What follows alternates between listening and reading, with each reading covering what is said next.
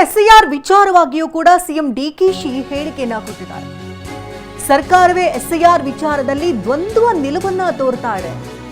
ಅಧಿಕಾರಿಗಳನ್ನ ರಾಜ್ಯ ಸರ್ಕಾರವೇ ಎತ್ತಿ ಕಟ್ತಾ ಇದೆ ಅಂತ ಬಿವೈ ವಿಜಯೇಂದ್ರ ಹೇಳಿದ್ದಾರೆ.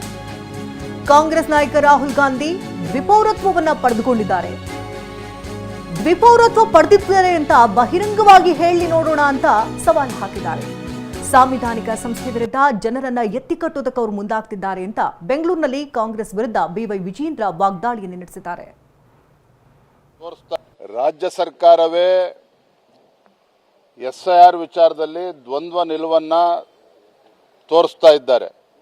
ಅಧಿಕಾರಿಗಳನ್ನ ಎತ್ತು ಕಟ್ಟುವಂತ ಕೆಲಸ ಸರ್ಕಾರವೇ ಇಳಿದಿರುವಂಥದ್ದು. ನಾನು ನೋಡ್ತಾ ಇದ್ದೆ ಪತ್ರಿಕೆಗಳಲ್ಲಿ BLOಗಳು ಪ್ರತಿಭಟನೆ ಮಾಡ್ತಾರಂತೆ. ಇದಕ್ಕೆ ಯಾರು ಕುಮ್ಮಕ್ಕನ್ನು ನೀಡ್ತಾ ಇರುವಂಥದ್ದು ರಾಜ್ಯ ಸರ್ಕಾರವೇ.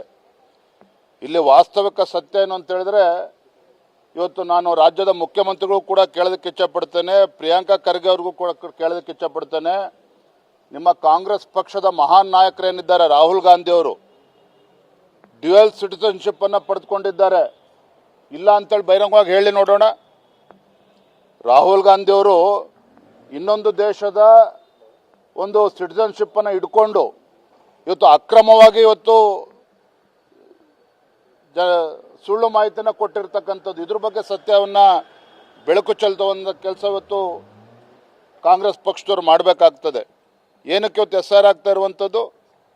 ಚುನಾವಣಾ ಆಯೋಗ ತೆಗೆದುಕೊಂಡಿರ್ತಕ್ಕಂಥ ನಿರ್ಧಾರ ಏನು, ಅಕ್ರಮ ವಲಸಿಗರಿರ್ಬೋದು, ಇವತ್ತು ಅಕ್ರಮಗಳು ಇವತ್ತು ಮತದಾರ ಪಟ್ಟಿನಲ್ಲಿ ಏನಿದ್ದಾವೆ, ಡಬಲ್ ಎಂಟ್ರಿ ಇರ್ಬೋದು, ಸತ್ತಿರ್ತಕ್ಕಂಥವ್ರು ಇನ್ನೂ ಕೂಡ ಬದುಕಿದ್ದಾರೆ ಚುನಾವಣಾ ಮತದಾರ ಪಟ್ಟಿನಲ್ಲಿ.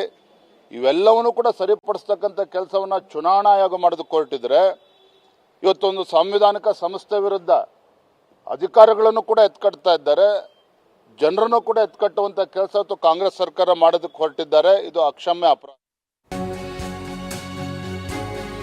ಇನ್ನು ರಾಜ್ಯ ಸರ್ಕಾರದಿಂದ ಏನು ಗ್ಯಾರಂಟಿ ಯೋಜನೆ ಪರಿಷ್ಕರಣೆ ಮುಂದಾಗಿದೆ, ಆ ವಿಚಾರಕ್ಕೆ ಸಂಬಂಧಪಟ್ಟಂತೆ ಕೂಡ ಬಿವೈ ಮಾತನಾಡಿದ್ದಾರೆ. ಐಟಿ ಪಾವತಿದಾರರಿಗೆ ಗೃಹಲಕ್ಷ್ಮಿ ಹಣ ಯಾಕೆ ಅಂತ ಹೇಳ್ತಾರೆ. ಈಗ ನಿಮಗೆ ಐಟಿ ಪಾವತಿದಾರರು ನೆನಪಾದ್ರ? ನಿಮ್ಮ ಗ್ಯಾರಂಟಿ ಅನುಷ್ಠಾನ ಸಮಿತಿ ಕತ್ತೆ ಕಾಯ್ತಾ ಇದೆಯಾ? ಹಣ ಕ್ರೋಢೀಕರಿಸೋದಕ್ಕೆ ಒಂದೊಂದಕ್ಕೆ ಕತ್ತಿ ಹಾಕ್ತಿದ್ದಾರೆ ಅಂತ ಬಿಜೆಪಿ ರಾಜ್ಯಾಧ್ಯಕ್ಷ ವಿಜಯೇಂದ್ರ ವಾಗ್ದಾಳಿ ನಡೆಸಿದ್ದಾರೆ. ನೋಡಿ, ಅದಕ್ಕಿಂತ ಮುಂಚಿತವಾಗಿ ಮೊನ್ನೆ ದಿನ ಗ್ಯಾರಂಟಿ ಅನುಷ್ಠಾನದ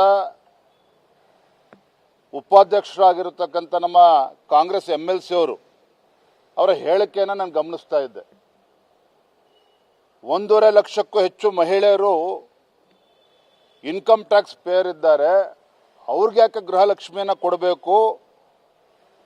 ಅದನ್ನು ಕಟ್ ಮಾಡಿದ್ರೆ ಸುಮಾರು 60-70 ಕೋಟಿ ಸರ್ಕಾರಕ್ಕೆ ಉಳಿತಾಯ ಆಗುತ್ತೆ ಅನ್ನೋ ಮಾತನ್ನು ಹೇಳಿದ್ದಾರೆ. ಬಹುಶಃ ಅವ್ರು ಮರ್ತಿರಬೇಕು. ಮಾನ್ಯ ಮುಖ್ಯಮಂತ್ರಿಗಳಿಗೂ ಕೂಡ ಇವತ್ತು ನೆನಪು ಮಾಡಿಕೊಡೋದಕ್ಕೆ ಇಚ್ಛಪಡ್ತೇನೆ. ನಿಮ್ಮ ಹಿಂದಿನ ಮುಖ್ಯಮಂತ್ರಿಗಳು ಕಾಕಾ ಪಾಟೀಲ್ ನಿನ್ನ ಹೆಂಡ್ತಿಗೂ ಫ್ರೀ, ಮಾದೇವಪ್ಪ ನಿನ್ನ ಹೆಂಡ್ತಿಗೂ ಫ್ರೀ ಅಂತ ಹೇಳಿಕೆ ಕೊಟ್ಟಿರ್ತಕ್ಕಂಥವ್ರು ಯಾರು ಚುನಾವಣೆ ಸಂದರ್ಭದಲ್ಲಿ? ಈಗ ಇನ್ಕಮ್ ಟ್ಯಾಕ್ಸ್ ಪೇಯರ್ಸು ತೆರಿಗೆ ಕಟ್ತಾ ಇದ್ದಾರೆ. ಇವೆಲ್ಲ ನೆನಪಾಗ್ತಿದೆ ನಿಮಗೆ. ಇವತ್ತು ಲಕ್ಷ್ಮೀ ಹೆಬ್ಬಾಳ್ಕರ್ ಅವರ ಹೇಳಿಕೆಯನ್ನು ಕೂಡ ಗಮನಿಸ್ತಾ ಇದ್ದೆ. ಕೆಲವು ಕಡೆ ಅಕ್ರಮಗಳಾಗಿದ್ದೆ ಅಂತೇಳಿ ಏನು ಕತ್ತೆ ಕಾಯ್ತಾ ಇದ್ದಾರೆ ನಿಮ್ಮ ಗ್ಯಾರಂಟಿ ಅಧ್ಯಕ್ಷರುಗಳು.